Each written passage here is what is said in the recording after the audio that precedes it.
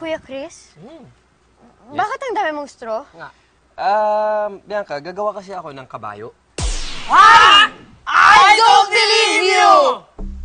Chris, aga-aga naman, piniplaytime mo kami. Oo nga, paano ka makakabuo ng kabayo dyan sa pamamagitan ng straw? Siguro tutunawin mo yung straw, no? Para makabuo ka ng korteng kabayo. Hindi ko tutunawin ito. Hindi! Itong kabayo ko, magaling to. Gumagalaw pa siya. Para sa mga I-believers natin, ito mga kailangan natin.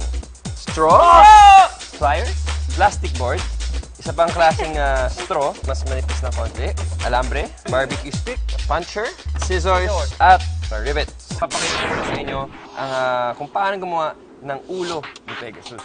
So nakita nyo, itong mga straw na ito, nagupitan na ito.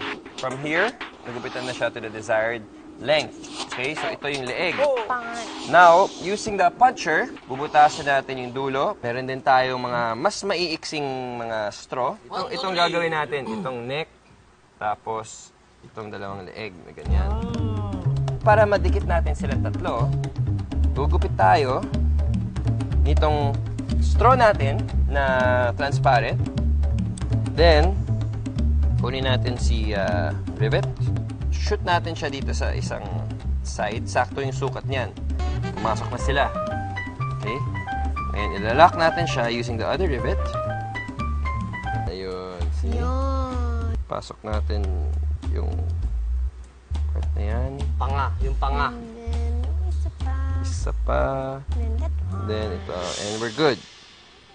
Very Ayun na. good. Very good. Good Okay. job, Kuya Chris. Good job! May Ulo pa nguso. lang yan. So, ito na yung ulo natin. Okay? As you can see, alam niyo na ngayon kung paano siyang kinakabit.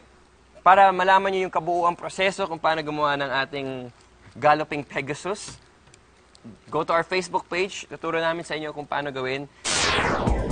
Ang tawag sa ginawa naming ito ay 3D kinetic art. Ang ibig sabihin ng 3D ay 3-dimensional o isang bagay na may length, width, at height. Ang ibig sabihin naman ng salitang kinetic ay in motion o gumagalaw.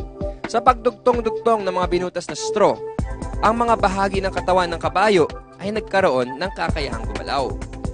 Ang wire na ginamit natin na crank ay isang mekanismo na tila isang kamay na umiikot-ikot. Lahat ng bahagi ng kabayo na nakakabit sa crank ay umiikot din. Parang pedal ng bisikleta na nagpapaikot sa mga gulong nito. I believe.